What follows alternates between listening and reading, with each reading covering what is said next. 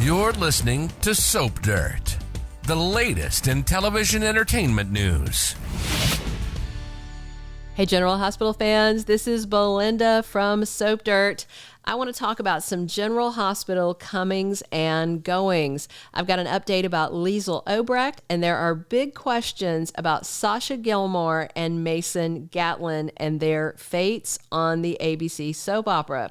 So I have one confirmed casting update and then two questions to be answered based on recent and upcoming episodes, social media updates, and more. I cannot wait to share these all with you in this latest update on who is in and who is out at General Hospital.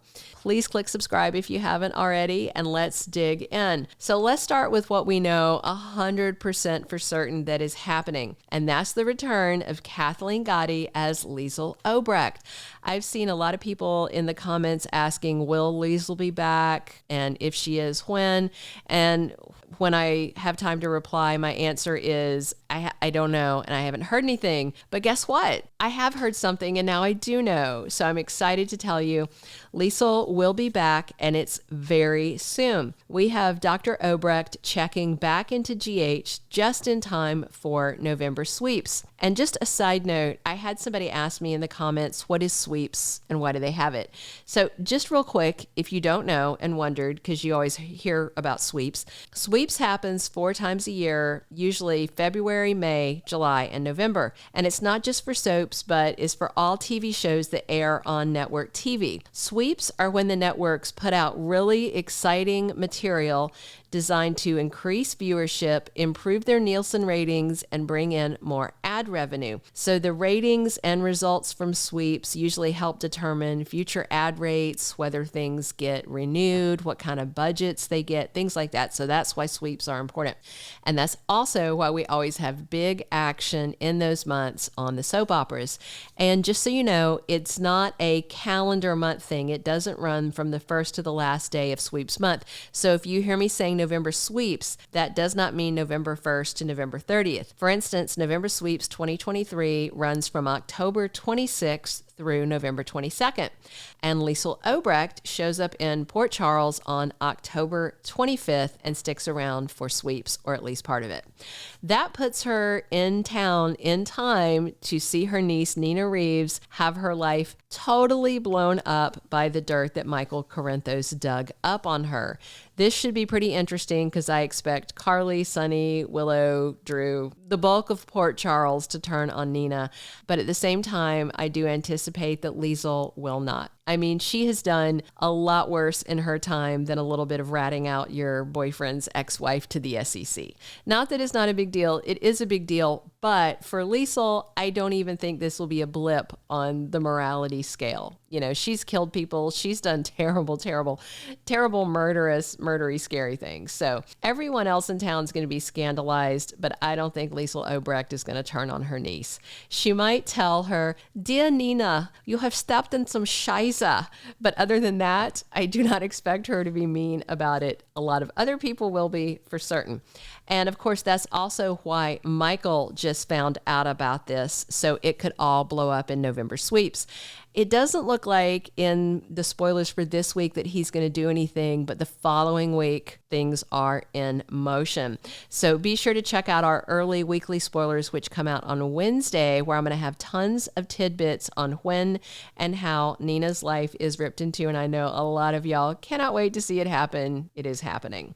All right. Okay. Now to the other two people on the comings and goings roster. First, let's talk about Mason Gatlin, the lollipop-loving villain who works for Cyrus. On Tuesday's General Hospital, he's going to stuff Ava Jerome into his car and drive her to a cliff near their Pawtuck hillbilly hideout, and he's ready to toss her over the edge to her doom. He's just waiting on a call from his boss, Cyrus Renault, who's now free of Pentonville and can make all the calls he wants, and telling him, kick her over. Ava, of course, is terrified. And honestly, this version they are writing of Ava is something that I am not enjoying. I love Ava. She is a great villain, but the writers are just writing her as this weak woman who's scared and needs protection. Where's the lady mobster who shot Sonny's fiance, tampered with his meds and Morgan's meds, and basically drove Morgan to his doom, who rang Nick's bell with a candlestick and set up Sonny to kill AJ? She was a total badass. So, for starters, if you're worried after Tuesday's episode that Ava Jerome's about to die, I don't see it happening. And I don't see Maura West leaving GH. So anybody who's saying Ava's leaving, Maura's leaving, nope, do not worry about her. Worry instead about the guy that has decided to kill her, because Mason does get a call from Cyrus who tells him, let Ava go. Why does he give that order? Because she is the bargaining chip that will let Cyrus keep controlling Austin. If Cyrus goes ahead and has Mason kill her, then he's got no leverage to keep Austin in line and doing the dirty deeds, the dirty doctory deeds that he wants him to do. But Mason doesn't like the order to let her go, because Mason is quite certain that Ava's going to beeline to Sonny Corinthos, tell her baby daddy that Mason kidnapped her, and then he knows Sonny is going to come do bad things to him. And Mason is nothing if not a cockroach who knows how to survive. So the official spoilers say he decides to go ahead and kill Ava anyway, because better her than him. But I don't think it's gonna manifest. What I really hope to see is Ava flip the script on him and blindside him. Wouldn't it be great to see her turn the tables and just knock him off the edge of the cliff? I think a lot of us would be happy to see Mason meet his maker. But even if Ava does manage to escape his clutches and kicks him over the edge, he might survive, because he's a monster and monsters always come back, especially around Halloween. So the jury is out until we see how this confrontation goes. And if Mason does survive, will he pay a penalty from Cyrus for not following orders and trying to kill her anyway? Because I'm quite certain that Ava would tell Austin, oh, your creepy cousin tried to murder me. And then Austin is going to tell Cyrus, what the heck? I said, okay, if you don't hurt her. And then, so I do think that there could be some backlash from Cyrus if Mason survives this encounter. But as of now, we don't know for sure if Nathanyael Grey is sticking around as Mason, if he's going to survive this encounter. I am super excited to see it, but a lot of people were already asking, so I wanted to go ahead and address it. Last one that we need to address is Sophia Mattsson leaving General Hospital. Is Sasha Gilmore really moving to Texas and leaving Port Charles in her rearview mirror?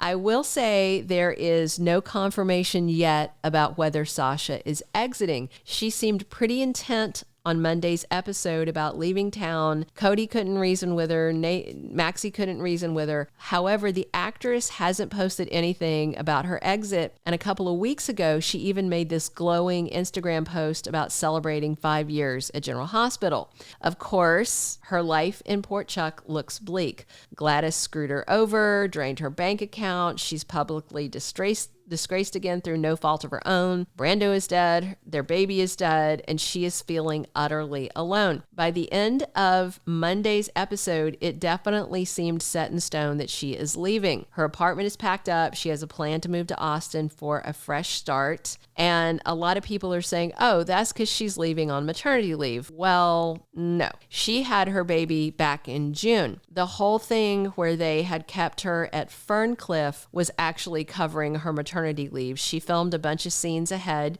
That's why she had a big bulky sweatshirt on and blankets pulled up or a pillow in front of her. It was to cover that 9-month baby bump, because they were able to shoot scenes with just her and the occasional other actors like the nurse or the doctor, things like that. So her maternity leave has already happened. Now, what we don't know is if Sophia Mattsson is planning to leave General Hospital and go pursue other projects. Right now, with SAG still on strike, there's really not any other projects to pursue. So it would be a strange time to leave a cushy soap job when there's not a lot of other acting work. However, also, there's two people that might want to talk her out of going. One is Nina, and the other is her new husband, Sonny. Obviously, Sonny would hate it if what Gladys did drove Brando's widow out of town. So if he hears about it, he might rush over there and try to talk her out of it. I suspect Nina would also try to talk her out of it and ask her to stay in town. And if you remember, Sasha met Nina when Valentine hired her to pretend to be Nina's missing mystery daughter. And Nina was furious at her over the trickery and conspiring with Valentine. But Nina eventually forgave Sasha, and now they have this sort of quasi mother-daughter type relationship and bond anyway. And given that Nina's bio daughter Willow is probably about to kick her out of her life, I do think Sasha sticking around would be good for Nina. Of course, it would be selfish of Nina to ask her to stay for her. But I do think that Sasha is one of the handful of people who will not turn on Nina. I'd be willing to bet Ava and Liesl and Sasha and Maxie will stick by her despite the coming SEC reveal. And of course, Scotty Baldwin. But for now, the big confirmed news is that Leisl Obrecht returns next week. And we will update you once we have more info about Sasha and Mason. Okay, that's it for GH comings and goings. Definitely drop your comments below. I read all your comments, even when you guys disagree with me, even when you get really mad because I talked about Michael and Nina and Carly. I just want to say a side note for anybody who's still listening that was riled up by that video. The larger point that I was trying to address, and maybe it got buried in there, is that doing someone dirty that you hate, which Carly hates Nina, Nina hates Carly. They have done dirty things to each other. Nina calling the SEC on Carly was dirty. And doing something dirty to someone you hate is standard on a soap opera. Michael hiring Dex and having that long-running, convoluted plot fully intent on putting his father behind bars, to me, is a different level of betrayal because that's doing dirty somebody in your family. I do think there's a difference between doing a rival dirty and doing a family member dirty. And a lot of people have said, yes, but he didn't follow through on it. Okay, he didn't, and that is true. But I think the only reason he didn't follow through on it is Willow talked him out of it, and it was the whole cancer ordeal thing. I do think there were kind of extenuating circumstances that got Michael to change his mind. And of course, he did change his mind. And I do think at the end of the day that I believe that Nina definitely regrets calling the SEC on them, but she couldn't unring the bell. You know, Michael was in a fortunate position where he could unring the bell. He could stop the plot he started. Nina couldn't. Once Martin made that call, that was it. There was no takebacks. So that was kind of the larger point I was trying to get to. And I know a lot of people are divided. A lot of people liked the video. A lot of people hated the video and are really mad at me and think that I'm Team Nina. I'm not. Nina's done horrible things. Carly's done horrible things. Michael's done horrible things. Sonny has done horrible things. Most of Port Charles has done horrible things. I think that most of the characters are very morally gray, but that's why we watch soap operas, kind of is to watch them do these bad things, to lie and to cheat and to steal and then to get away with it for a while and then to have their lives blown up. So if you hated the video, forgive me. If you enjoyed it, thanks for listening. I do read all your comments, even the ones where you don't agree with me and where you're mad at me. And I love talking soaps with you guys every day. Please come back and keep talking General Hospital with us here. This has been Belinda from Soap Dirt. Thank you for being a loyal listener. Follow us wherever you get your podcast, because you don't want to miss the next episode. Soap Dirt is on all the major podcast platforms, including Apple Podcast, Spotify, iHeartRadio, and more.